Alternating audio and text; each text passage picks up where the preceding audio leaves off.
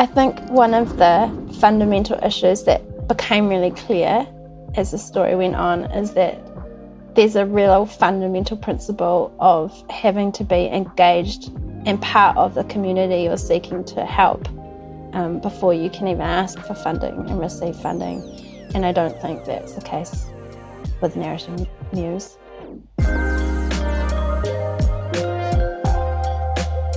Kia ora, I'm Gabi Lardies, staff writer at the Spinoff. I'm here for 1 week only as Madeline Chapman is on a much-deserved break. Welcome to Behind the Story, where we go behind the scenes of a big article on the Spinoff from the week. On Monday, we began the week with an in-depth investigation from within the New Zealand publishing industry. If the Spinoff was a print magazine rather than a website, this would have been splashed on our cover. If you want a weekly rundown of some of the best reads from the Spinoff every Saturday, make sure you sign up to the weekend newsletter. Today, I'm talking to our books editor, Claire Mabey. She is deeply embedded in the publishing industry. As well as being our books editor, she's the founder of Wellington's Verb Festival, and this year her outstanding debut novel, The Raven's Eye Runaways, was published by Allen and Unwin. Claire's been actively working on the story for months, but it's been brewing for years, since 2021. That was the year, thanks to COVID, that the government was figuring out how to hose out money to prevent economic and industrial collapse. The arts sector needed funds fast, so when $500,000 was given to a little-known tech startup, the book sector was aghast. Claire has canvassed the industry to see what's happened since. Here's Claire Mabey on Behind the Story. Welcome, Claire. Thanks for joining us on Behind the Story. Thank you. Thanks for having me. Wow, I'm very excited to have you because your story is really popping off. Your cover story this week is called The $500,000 Decision That Still Haunts the Book Industry. It's about, well, you might say it better, but I think it's about a random tech company that received $500,000 in funding that was really intended for the arts in New Zealand after COVID happened. And I remember at the time, 3 years ago, there was a bit of an outcry from a lot of book people about this decision. And I remember reading that the founder and CEO of the company, when she was asked to name one local author, she just said Becky, and totally forgot Becky Manuatu's last name. And instead of thinking of another author, she just went with Becky, which is quite funny. So how did this random tech company get $500,000 from the government that was intended for arts? I think that is the question. Yeah. I think, well, first of all, on the reaction, because it was a very strong reaction at the time, and I remember it very vividly, because, and I think the reaction stemmed from two things, and one is it's very difficult to get any funding in the literary sector. So when the $500,000 amount was announced, that was kind of the first fright. And then the second fright was the fact that nobody knew what or who Narrative Muse was. And then when, the slightest peek into it revealed that, A, there wasn't really any evidence of New Zealand content on the site, but if it was found, it linked people through to Amazon and not any local business or bookseller. So it just seemed puzzling for those reasons. I think there's two reasons why they got the funding in the end. Well, there's many reasons, but I think the Innovation Fund, was designed to enable tech companies to apply for the money. And I think that is a real sticky point in the story, when I was trying to figure it out, trying to understand from the ministry's point of view what they were trying to do with that fund, it became kind of obvious through a conversation I had that the fund was attempting to do something different to the kind of usual arts funding. So I think the funding was there for them to apply for. In terms of the success, I can't help but feel, and the evidence that I've seen seems to point to the fact that Narrative Muse are very good at talking. I think there is a lot of marketing speak in their proposals and ongoing, even through to the replies I received from the co-CEO to my questions. But there's a real tendency, I think, to lean into a lot of marketing language that is macro in its descriptions and perhaps doesn't go very deep, doesn't answer the questions in a satisfying way. So I think, without being rude, I do think maybe there's a lack of understanding about the book sector. Yes. I mean, I think if we remember the context of COVID, everything did happen quickly. The Ministry of Culture and Heritage isn't the normal funder for the literary sector, which is used to Creative New Zealand, and it has a very long relationship with funding the sector there and kind of understands the complex ecosystem. Yeah. And I think the panel that made the decision to give Narrative Muse $500,000 possibly was not steeped in that ecosystem and was more swayed by the tech. What they saw as obviously saw as tech potential, the pitch. Yeah. Yeah. But I think the thing that I think is still for exploration that may come is this kind of founding principle, which I do see a lot in the literary sector day to day in many different situations, but it's this idea of of being wary of organisations or projects that seek to support or help people when they're not engaged with those people or even employing those people. I think that there's a real basic principle there that to me was overlooked. Yeah, absolutely. It seems like these quite external people kind of flying in from the outside and saying, we think the sector needs this that we're offering. And it really seems like the sector in response thought, A, who the hell are you? And B, I don't think we want that. And I mean, in your article, you spoke to so many people. You whittled it down in the final piece, but your list of people you spoke to is Booksellers New Zealand, the Publishers Association of New Zealand, the Coalition for Books, Read NZ, the Book Discussion Scheme, publishers like Penguin, Allen and Unwin, Hachette, HarperCollins, Te Herenga Waka University Press, Huia Publishers, the Māori Literature Trust, and then also beyond that, the screen sector. And none of them were really interested in what Narrative Muse was offering, I think possibly ever, really. Yeah, well, there was no evidence that anybody in the sector had been consulted with before that funding was applied for and received. I think that's a massive problem. Especially for a sector that is very interconnected. The books world is expansive, but it is very much based on relationships, and it's difficult to find people who don't know each other or don't have an understanding of how people fit into the ecosystem.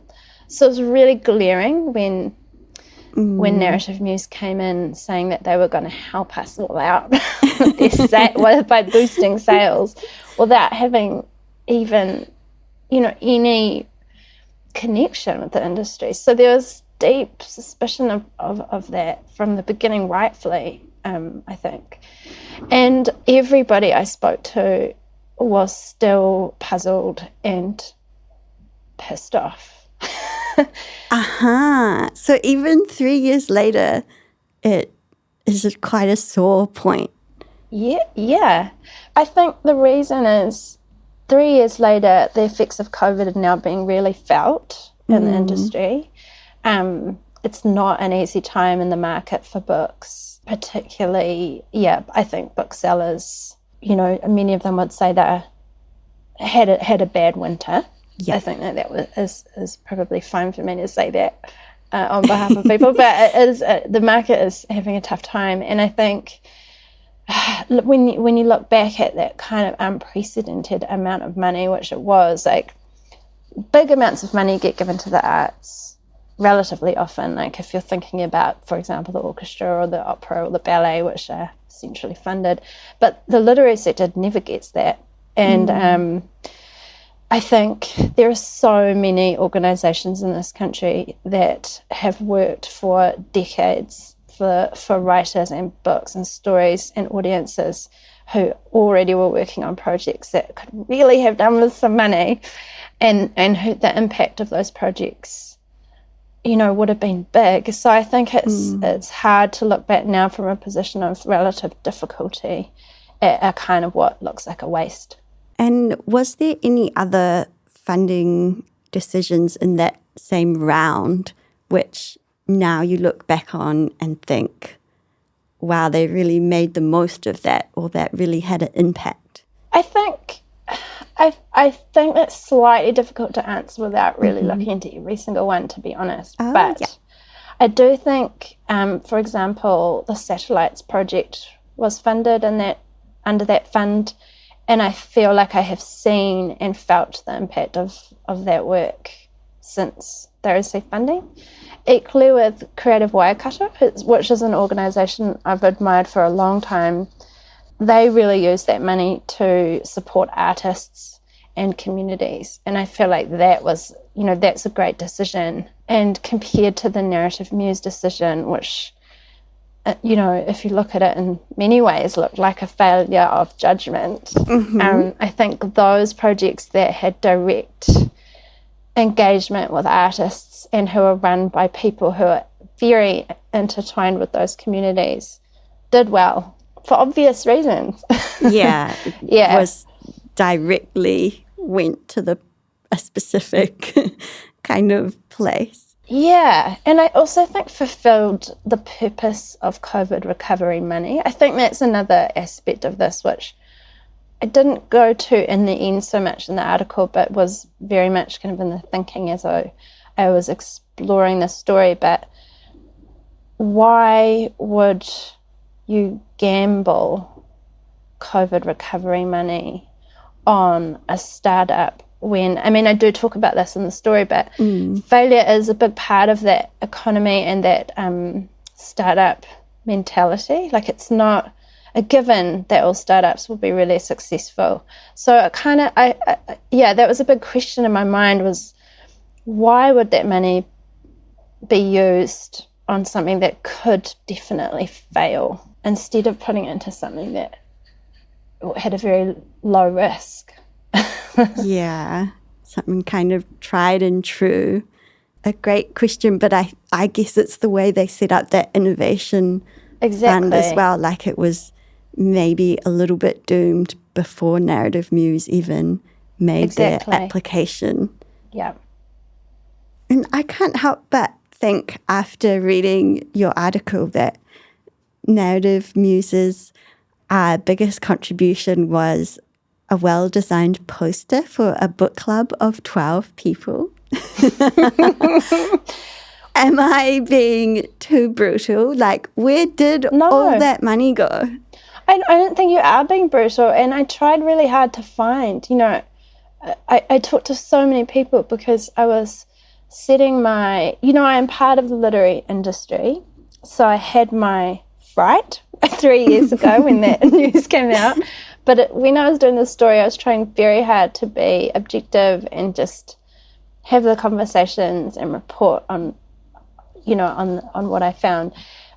but I couldn't find any evidence of impact at all, apart from that one successful, according to the book discussion scheme, a successful book club where Narrative Muse designed the poster. So, it was very, I suppose, it just became clearer and clearer over the conversations that I had that there really has been no impact of that funding on the sector. I know that you're part of the book sector, and the book sector had quite a strong view of this. Did you find that quite difficult when you were reporting, because you almost came in with this opinion or from this place and you were almost trying to prove yourself wrong? Yeah. Because as a reporter, we are asked to, look at all the different ways something can be argued and consider different parties and, not pick a side. Mm. And you say that everything kind of further cemented where you came from in the first place. How did you approach that as a reporter? Like, you never want to just turn in something that's fully one-sided. How did you balance that? Well, I tried to come from a point of view of, I don't know much about the deep tech world. Like, I'm not part of it. I didn't even really know what that meant before I started writing the story. So I had to research, what that means and what that means in the entertainment industry. Because a lot of what Narrative Muse is trying to achieve is data insights to sell back to the industry. And they, have tried to pitch that monetizable data back to publishers and even authors. So what I didn't know was, well, maybe there is something in that. Maybe that is really useful. But it was kind of coming back from there going, okay, well, how do they get their data? And to get enough data, like understanding the mechanisms. So I tried to come from what I did not know and didn't understand to be as fair as possible, because maybe I was missing something. Maybe we were all missing something. But, as my understanding grew of all those components, unfortunately, still didn't find, enough evidence of data being accumulated to the point where it is valuable to the sector, because nobody I talked to as a client or found the pitch for data lucrative or useful enough to pay for it, including people in the screen sector as well. So I just tried to be open-minded about what I didn't know and what I might have missed in terms of the value of Narrative Muse, but also what the ministry were attempting to do with granting them the money. Did you ever make a Narrative Muse account? Did you test the platform? Yes, I did. How did you find it? 'Cause I found it really laborious, and I think this really is part of the heart of it. It's a really laborious way to get recommendations when you can get recommendations really easily elsewhere. Yes. And also, I think for me personally, I'm not someone who needs that platform, because I'm already immersed in books. I already seek, very proactive seeker of new authors, and I have that very readily available to me. And part of that, is privilege because of my job, and people pitch stuff to me all the time. So I do find these things out. But the platform is laborious, and it doesn't, like several people who I quote in the story, it doesn't really give hardly any New Zealand recommendations. And when it did, I think I got Cousins by Patricia Grace, but it was related to the film, not the book. Oh, interesting. Yeah. There's also, this is what is also quite interesting, is I did talk to a young bookseller. She's much younger than me, and she's much more into using digital recommendation and book chat platforms like BookTok and Goodreads and BookTube as well. And she had never heard of Narrative Muse, and she's a bookseller, and no one that she's ever served has ever come in to buy a book that had been recommended by Narrative Muse. And I feel like that is really telling, because if it's not in any way being noticed by a generation of people who are really into digital recommendation tools and book discussion tools, yeah, that's a problem, I think. It's like, does it even really exist? Yeah. Because nobody knows about it. Yeah. And it doesn't seem to be helping anyone. Yeah. I just, there are a lot of questions that still just plague that decision, and I don't think that anyone I talk to feels satisfied that it was a good use of money. A lot of people have read your story. It is number 1 in popularity on the site at the moment. I have heard that because of that, you've been contacted by a couple of people, and that there might be another or something else to report on. Yeah, so without saying too much, to protect my sources, I think there will be 2 follow-up stories. Wow. One that is more micro and insightful about what it was like inside the organisation. That will be a more micro look, a zooming in look. And the other will be a zooming out look, looking at the bigger picture of literary funding. Yeah, and how I'm very interested in some conversations I've had since the article got published about funding for the book sector in general. And I think there's actually a lot to look at there that I'm very interested in following up. Yeah, that sounds like a beast you'll have to untangle. Yeah. Yeah, it's really fascinating to me, though. And I do find it very interesting that, this story has been bubbling away for a long time.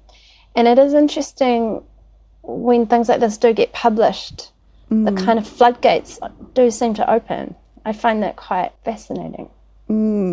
That you mean that more doors open because you start asking certain questions. Yeah, I think so. And maybe people feel a little bit emboldened to actually say what has been bothering them or what questions they have that has been sparked by this example.